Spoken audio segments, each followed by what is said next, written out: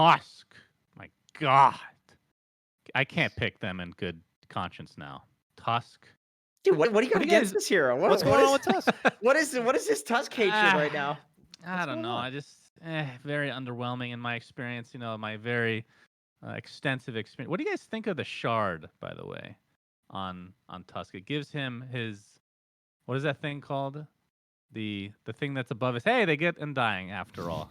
Makes it to phase 2. Great storyline there.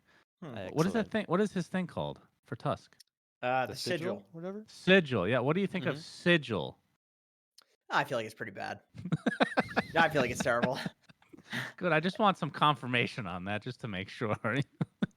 Yeah, I've not seen anybody use that thing effectively. It's about as useful as it was when it was a spell, which was not Yeah. very useful. Exactly. It's not like the open. I mean, I don't think anybody really gets the open wounds. At a certain point, you don't need anything on lifesteal when you have that much farm. But at least Exactly. it Yeah. feels good to get it. Bat Rider. Okay, I'm surprised that one. This feels like the most consistent pick so far, in based on what we've seen in the DPC. Yeah, Bat Rider certainly has been getting a lot of mileage, has been quite flexible for teams, and has been kind of the point man for initiations and setup.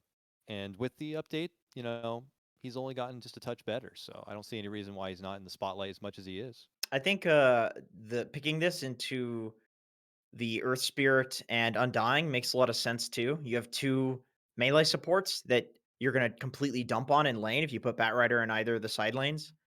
So it doesn't really matter what the carry matchup is because like Bat Rider's just going to destroy the support. And the thing with this hero is that sure they nerfed his ancient damage, but the guy still does double damage to creeps with napalm. So like you're never going to get outlast hit and you can always cut waves and all you need is like 1 or 2 stacks of napalm and you're going to shred the wave. Nobody can deny you. They can't kill you before you kill the wave. Like Bat Rider just is like a farmer. He's a farmer now. He doesn't win lanes. I hear a lot of people say like Bat Rider wins lanes, but it's actually not true anymore. Like he doesn't dumpster lanes in terms of killing people. He just out farms you, and there's nothing you can do about it. Essentially, that's why he's super stable. I think. Okay, so they picked the counter. Yeah. Okay, This is Phantom Acid. actually this is a bit risky though. Like I do think this new Ricky Battle Fury with the Ags. I think if you're giving him a ton of stuff to cleave in his tricks of the trade, that's pretty dangerous, man. Like it does so much damage. As long as there's 2 targets. Like Ricky looks bad in fights whenever there's just one guy that he's hitting. Whenever there's 2, it's like everything seems to get shredded in that little circle. Luckily, you So, can't cleave Tombstone, Jenkins. Just remember, very important fact, guys. You can't cleave gadgets. They actually call them gadgets still, don't they? Is that still a what they thing? do? No way. Like Tombstone's a gadget, Plague Ward is a gadget. Aren't they This wards? Well, wards are wards. That's not the same as a plague ward. Like I'm talking about Well, the type of unit it is that the way that mechanics work and whether it applies to certain things in the game. Those are gadgets. hmm. Unless this is like 10-year-old information. I Spreading don't know. out Like a fake remote news right mine, now. is that considered like a gadget at that point, I guess? That's a good. I don't know. Yeah. That you can't cleave off of it. Right? So I don't know. Keep that in I don't mind. know. But yeah, you're right. Uh, PLR. I mean, Ricky just feels. I'm not going to be picking them just to say this out loud, but Ricky feels really good against 3 out of these 4 heroes so far picked from Yeah. Undying. And they don't really have a way to stop the Bat Rider from kind of getting in there and kidnapping somebody. So there's not a lot of control. There is control. Don't get me wrong. There's silence. There's team fight, but hard lock, hard swap.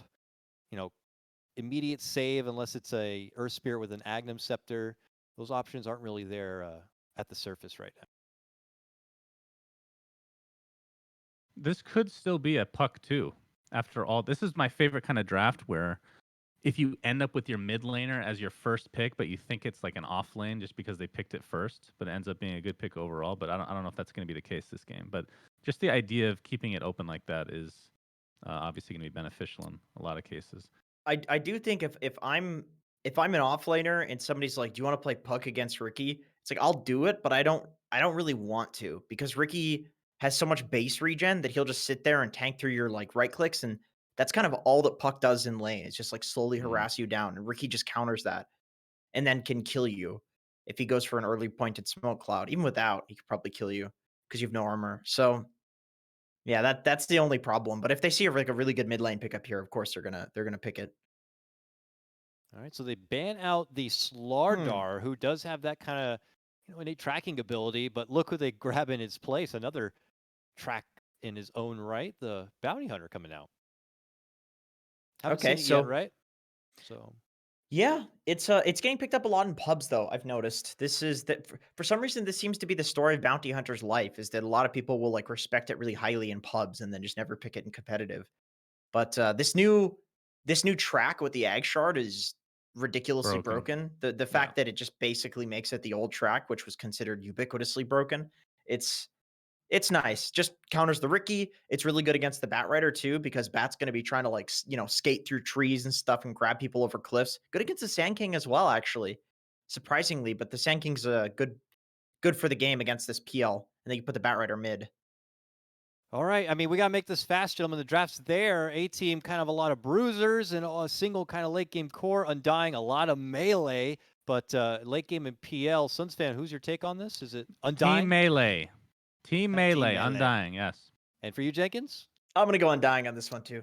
The safe bet for both of you. Let's see if Stop A copying Team, me. though, can pull out the upset, though. Let's send it over to a quick break, and when we return, it's Lyrical and GoDz to bring you the coverage. And we are back from the break. Thank you, panel, for the wonderful, I was going to say breakdown, but then it's not repetitive. GoDz, how you doing, man? You excited for the game here? We got another NA doubleheader here for Division 1. Yeah, I'm excited. We get to see some of the new teams. I think people have seen a lot of four Zoomers over the past, 9 months of quarantine and COVID and stuff. EG, you haven't seen a lot of them, so that was exciting to get to see them play yesterday. But today we get to see some of the new teams. Undying, a new roster, players that, very familiar, but A Team, complete, mystery. How good are these guys going to be? It's true. They have a lot to prove here, and obviously taking a game off of a team like Undying would give them a huge boost going in, because I think that even though we haven't seen Undying, we know these names, we know these people, and what to expect from them, at least to some extent. An A Team a little bit less so, as you mentioned. They did have some amazing freaking pictures, though. I think that you were not quite there for that one, but Spaza, oh my God, that dude's picture, he dressed up. He's looking good. I'm I excited like to it. see how they play. But yeah, getting ready to go in this one. The panel seemed pretty convinced by Undying. I kind of like the A Team's draft, though. I feel like they've got a lot of answers, particularly for the Puck, and Puck's going to need to get into some other items to help keep himself alive, I think. Yeah, it's a tricky puck game. I like what Jenkins was saying about how the Ricky actually matches up pretty well against the PL with this new Battle Fury build. It feels really good to play Battle Fury against PL in general, because once there's illusions in those fights, you're just cleaving damage everywhere. I think the one maybe weakness in their draft, which they shored up a bit with their last pick, Sand King, is the team fight. They didn't have much ways to really just take on a full 5v5 fight until this Sand King came into play. Right, and that's that sort of front line that we are hoping the Tusk could make a little bit of space for the A Team draft to do things. But I feel like he's maybe going to be more on save duty with the snowball there, trying to make sure that when somebody gets jumped on by the PL, they don't just immediately get blown up. The other thing that's going to be interesting to watch is Saberlight this time, playing on the offlane bounty hunter. The panel was mentioning this is a hero that's sort of made a little bit of a resurgence, and Saberlight, a guy coming on over from Europe, top EU MMR getter in the world right now, and now he's playing in NA, and we'll see if he can make it happen. Yeah, he's a nice pickup. I'm surprised he was kind of a free agent coming into this DPC season, because Undying, of course, they're a new team. They only recently formed this roster. Very talented individual, and I'm looking forward to see how he does. He's going to be on a slight ping disadvantage, but I think offlane's one of those roles. You can. It's not as important as mid having that perfect ping for the last hitting. Most curiously for me right now, seeing these lanes, Tomato is actually going mid on the Phantom Lancer, so they're doing a bit of a lane swap, and this could perhaps catch A Team a little bit by surprise. Yeah, very interesting. Bryle's been hiding out this entire time. They're going to bring the Undying down there now. And I guess he's just waiting to see if anybody shows up. Won't see anybody and is going to head down there. Now the question becomes, do we keep the same lanes the way that they are, or are we going to see a little bit of a change up here? I mean, PL, kind of a soft, I don't know if I'd say counter to Bat Rider necessarily, but at least he can keep himself survivable with that doppelganger. Yeah, for sure. It's like PL is picked against Batrider, but a 1v1 mid lane, PL's not going to win this lane by any means. He's not Right. going to lose it. I think both these heroes will farm. As kind of the panel mentioned, Batrider is this kind of farming hero, so if he gets some stacks back in the jungle, he's going to be falling back, just playing this greedy style. But we're just going to see a bit of a farm trade here. I guess the idea is they just want to send the PL mid because he's going to be able to sustain himself. But I also think Puck theoretically would have done fine there as well. Well, we'll see if it ends up working out for them or becomes a bit of a problem. A roll in up top from Moon Meander trying to jump onto old Yoda, but they will rebuff him. That ward that was placed off to the side saw the roll, and he was just able to get an easy step back. Yeah, so it doesn't look like either team is going to try and change what these lanes are. I think the one maybe consideration for A team was if they wanted to swap they probably wanted the Sand King versus PL matchup, which is why the PL ended up going mid, but you don't want to get into this lane swapping game and turn it into a weird game of Dota. They have good lanes, they have good matchups, even if they didn't get the perfect ones. True. Well, you can see, again, a bit of a battle up there top with the two eventually Invis heroes, the Bounty Hunter and the Ricky. It does definitely, the panel's talking about sort of being a pub-oriented thing, and it kind of has that feel slightly. You've got a couple of flavor of the month type of heroes, as we are going to have a Lamau and a quick rejoin, hopefully in just a moment. As we are taking a look at what's going on. And I'm not sure quite what's going on right there with them, but hopefully we'll get them back into the game and the game back underway in just a moment, as Grimstroke is going to be reconnected. So one thing that kind of sticks out to me in this is going to be where do we end up with like the PL? Is this going to need to be like a PL versus the world type of game as the position one?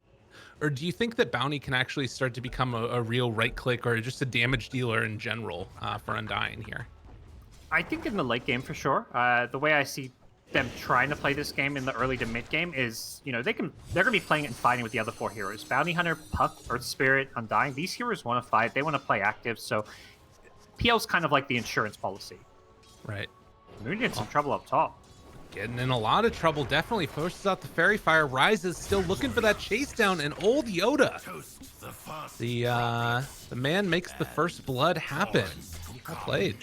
Yeah, good stuff for A team with that first blood. This Ricky up top is having a perfectly fine lane. The bounty pressure gets a little more annoying as he gets levels. That second point in Janata is stealing a bit more gold, lower cooldown, so we'll see how well this lane kind of continues for them as Undying do get the D ward. I think Moon kind of realized, like, they keep seeing my rolls coming in. There's got to be a ward here. True. Yeah, that's what they need to get right there. Should mention, down bottom, this lane has been kind of rough for the Bloody Sky so far. Only one last hit on the Sand King. Definitely not having as good a time with that Undying and Dubu just being a butthead this whole laning stage. Yeah. Sabo gets some revenge, snipes Dubu's courier, but this is the Dubu special.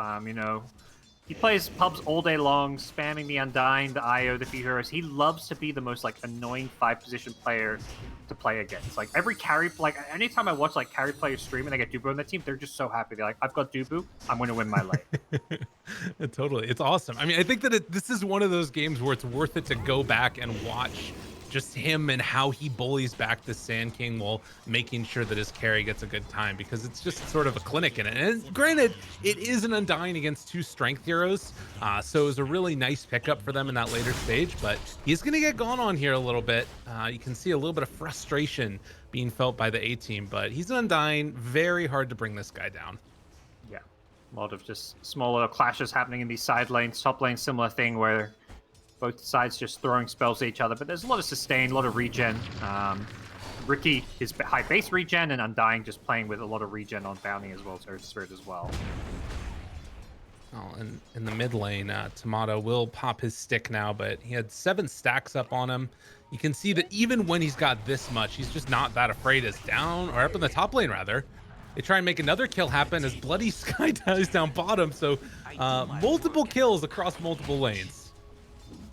Yeah, it's, side lanes is where the action is. There's some pressure coming in. Prince is going for a kill on Tomato. The rune spawning bottom, and it looks like Prince is going to get it. Tomato, instead of going for the rune, he's like, okay, I'm just going to make sure I stay alive.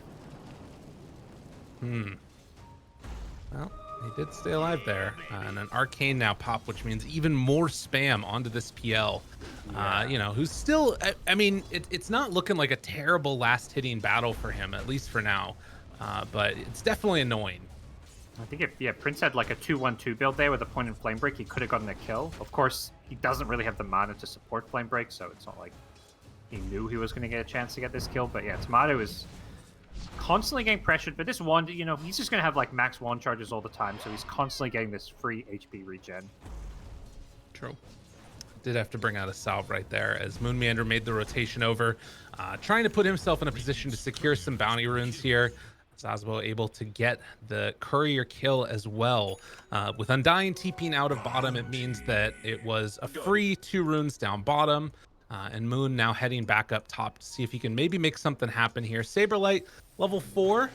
He getting a little bit of aggression on to Rise here, but he should be fine on this Ricky.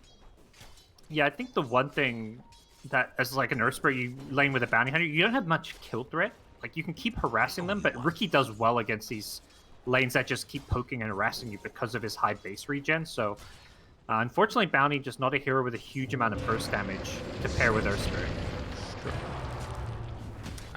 Well, more trades going out right there as they're forcing back yet again Saberlight. And down bottom, more battles also for the runes. As the 5-minute mark comes over, Prince is going to get his bottle refilled, and they're going to try and secure another one if Dubu can for Tomato, since he's had kind of a rough time of it. And Invisrune picked up there, so nice sneak away there. Yeah, I think it's just important to stop back getting these runes, because PL's just going to look to farm. He's not going to rotate off this mid lane, but a Bat Rider who picks up like a haste rune, suddenly a haste rune Bat pretty much guarantees a kill somewhere on the map. He doesn't have to use it right away. He can TP to a side lane and gank. It creates an opportunity for a team to make a very aggressive move, and that's something you just got to keep denying. So I imagine we'll see a team continue to camp these runes. Ward drop down there mid is down bottom. You can see just the slayer of couriers. Zazbo makes it happen again. His 3rd courier. Man, courier's dying all over the place. What's going on here? You get another one. You got to make it happen. There's a bounty hunter Ricky game as well. Heroes that are also great at killing these couriers. Right. It's been neither of them that have been the ones doing it, though, which is a little bit awkward as well. So, again, very slow goings early on here, waiting for a rotation later, but it feels like it's just a farm fest for the moment. Bloody Sky now has 3 points up in the Sandstorm. The roll in, trying to find Brile, but they do have a stick, and well, now with Dust Out afterwards, they drop the coil. They're going to catch both these heroes. So A-Team just sticking around a bit too long in this bottom lane, get a little bit too fresh. Yeah, playing that far up when Puck has Dream Coil is just a very easy set for Brile, who hits 6 and immediately makes good use of the coil. And I think importantly, they get those earn charges as well. Moon Meander has a lot more playmaking potential on Earth Spirit once you get those charges, because you just have a little bit more damage output. True.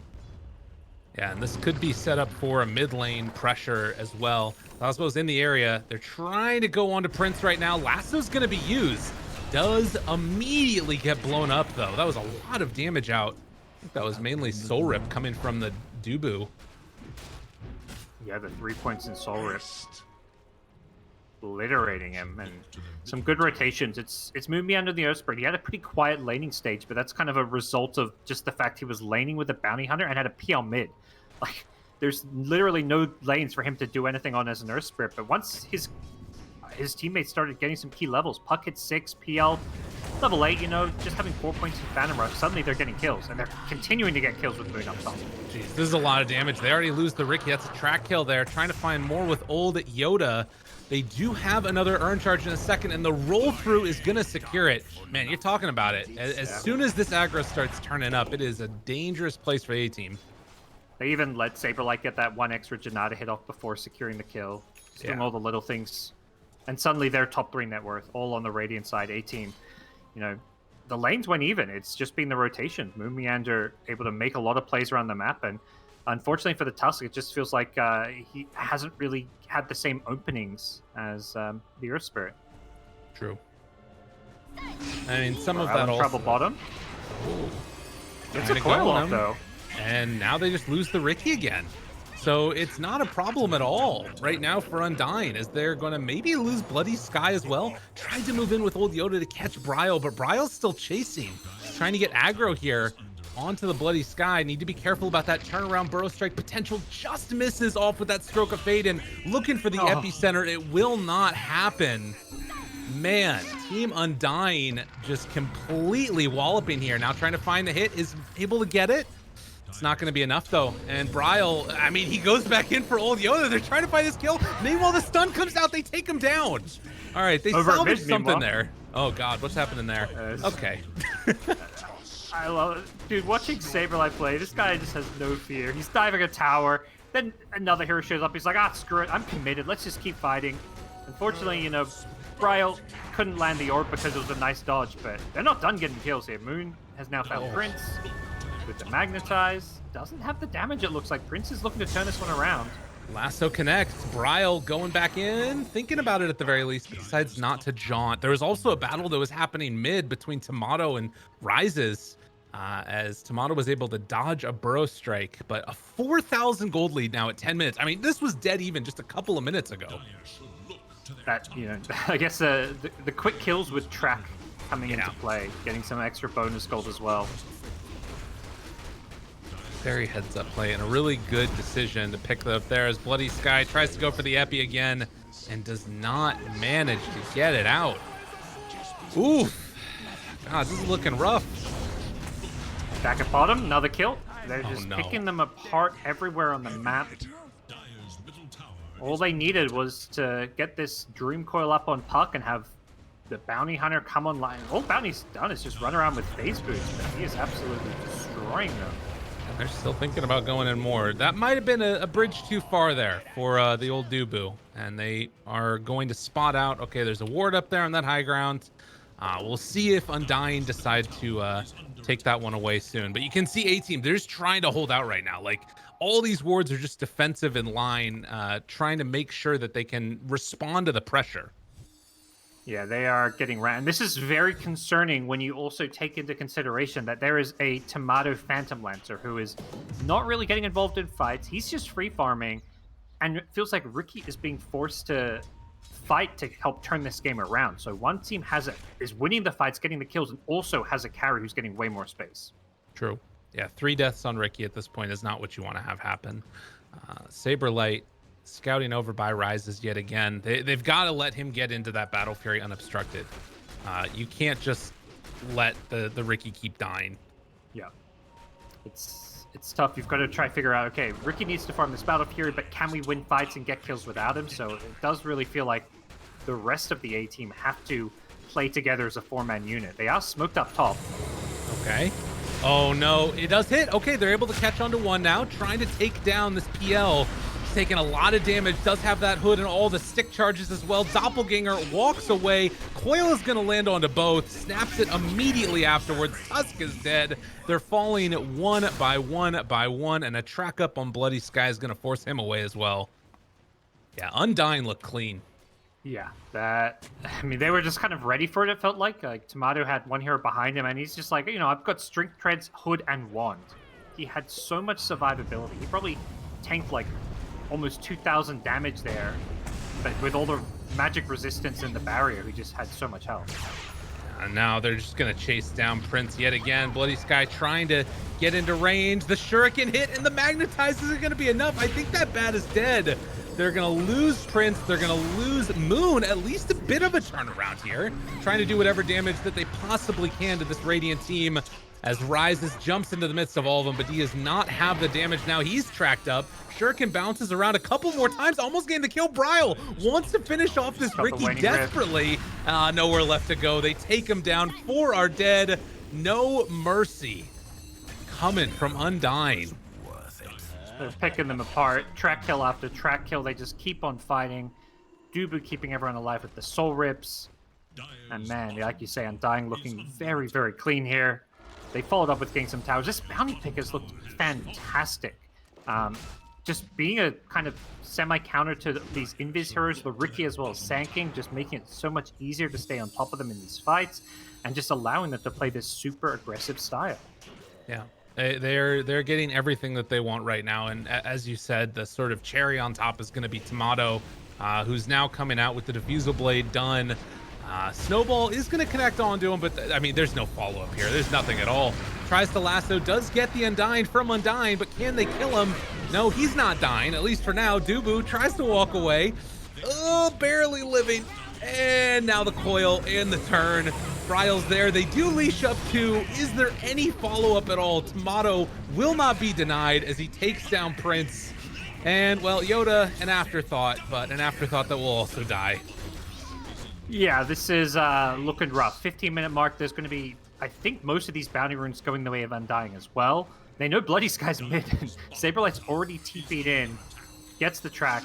I think it's going to be leave him alone. What are you guys doing? They just keep running at him constantly. Oh my God, GoDz. I think when the bounty comes out, you just got to prep for all-out aggression, right? Yeah, and it was tough because it came out so late in the draft. So it's like, okay, we're already committed to this lineup that kind of wants to fight in the mid game with this Sand Bat Rider, but they were not ready for this kind of an onslaught. Well, impressive showing so far. And they are still going to just be forced out of their base. Yoda almost going down. The illusion gets the final touch. They won't be able to keep their Grimstroke alive. And ideally, you're playing against Bounty Hunter. Like, once you get to the mid game, you really want to start having those ways of dispelling track, especially on, like, the cores. But everyone's just so poor on the Dire side. They can't really get rid of the track easily. There's no Yules, there's no Lotus Orbs. And well, another track kill. Bloody Sky. He's in trouble. Rises is in trouble. They're leaving him to die to the tombstones as they chase after the Ricky, get him again. And the zombies, will they finish the job? Looks like Bryle's going to come in to do the cleanup work. Godlike for him at 16 minutes as well. The Grimstroke died on the other side yet again.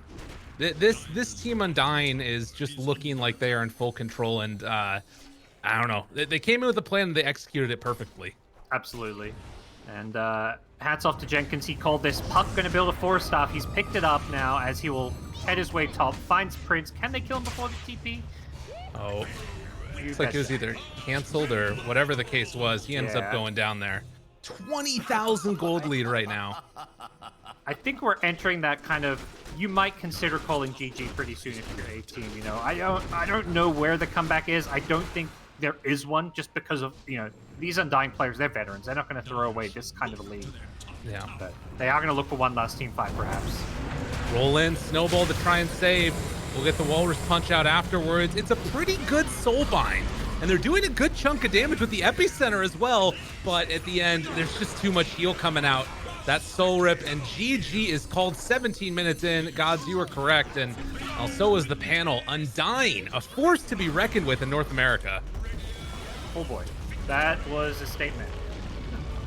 Yeah. I think, you know, definitely coming into the upper division, I think you look at a team and a few of the other teams as, you know, these teams are it's going to be tough for them playing against the likes of Evil Geniuses, Quincy Crew and stuff. But to me, this game was a statement that Undying is one of the top dogs in North America. You know, a team's going to learn a lot from playing in this upper division. Right. Very, very unlikely we see them going through the major. But definitely Undying, I think all the other teams have to look at them and say, hey, these guys, they could threaten us. Totally. And particularly when you consider that it's like one game of a best of 3 against those top teams. That's all you need to win. Like, you don't need to win multiple times against them. You just need to be able to show up with like a really solid plan of how you want to deal with them. And I think that when they face each other throughout the course of the season is going to matter a lot. If you get a lot of footage on Undying, or if you get a lot of footage on EG, that's going to really favor that other team a lot. So I think scheduling is going to be important, and I'm looking forward to it. But for now, at the very least, we do still have another game to be played at the very least, maybe more of them in this series.